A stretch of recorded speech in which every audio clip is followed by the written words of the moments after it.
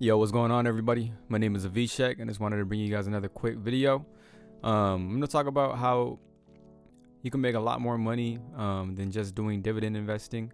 You could do both using this strategy. It's a strategy that I don't know why a lot of dividend investors don't really talk about. I do watch a really big dividend investor, Andrei Jikh.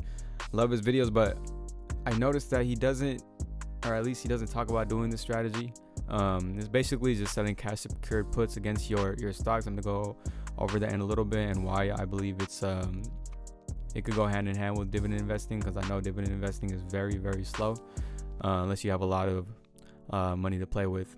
And then at the end, we're just gonna go ahead and do another quick portfolio update. But yeah, so for everybody that's in dividend investing, it's a great way to build wealth. The compound interest works well. It's just a slow process. You need a lot of money to play with, and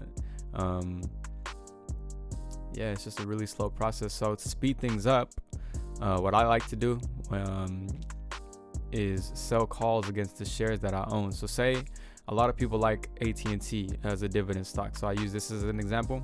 AT&T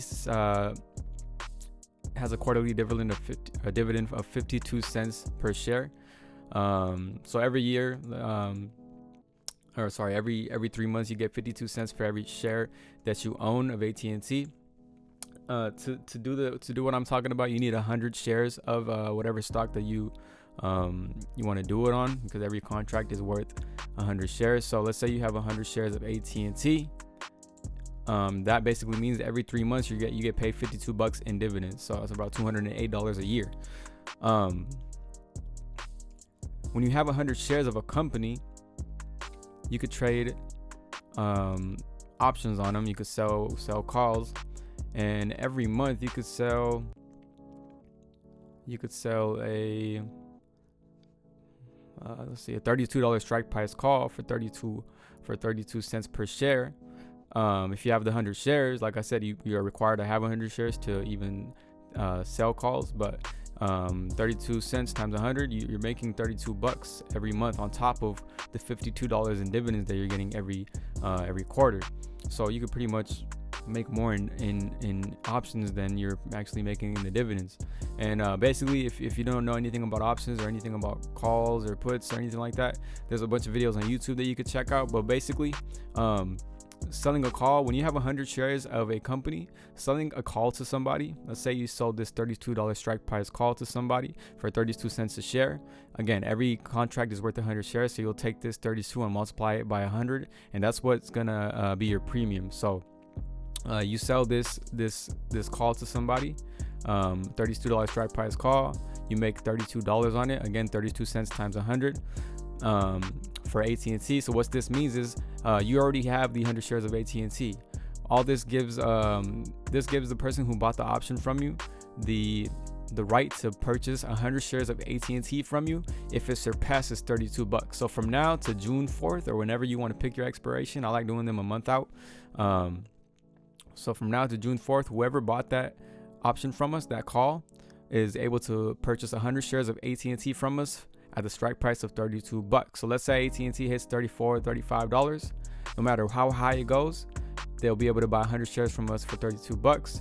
Luckily, AT&T really doesn't move too much every month, so this is pretty, you pretty much bank on the premium every month. What we want to happen ideally is that a month goes on, we get towards June 4th, and AT&T pretty much stays around where it's at now, or it drops a little bit lower.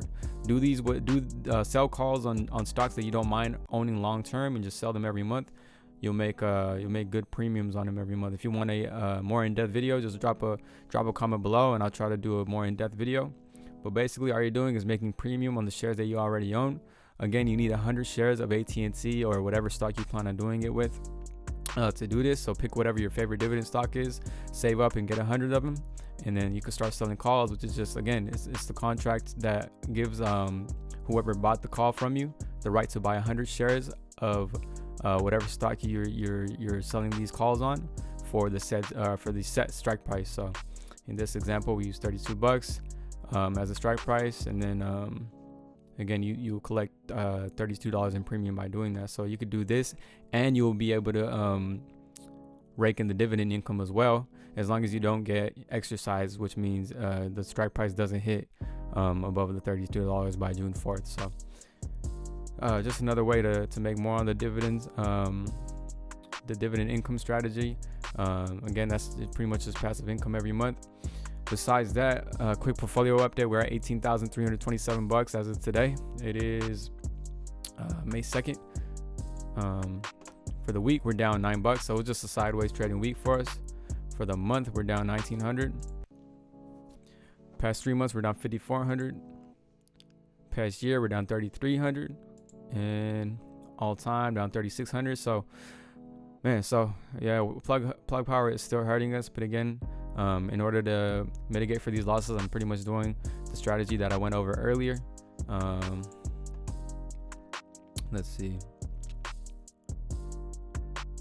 The only thing that's changed from the last video to now, we closed out our Neo call that we sold. We sold a $55 strike price call for $51. Bought it back for $31 on the 28th, so we made $20 there. This one as well, we sold 4 plug power calls for $45, or sorry, at a strike price of $45 for $100 total. Bought them back at 80, so we made $20 there. And the only other new thing, I sold another plug power, or four more plug power calls at a strike price of $35 for a total premium of $120. Sold that on April 30th, and we still haven't closed that out. So hopefully we close that out this month. It doesn't hit the strike price, it stays below $35, and we just collect all that premium. But besides that, if you made it this far, I appreciate you for watching, and I'll catch you in the next video. Thank you.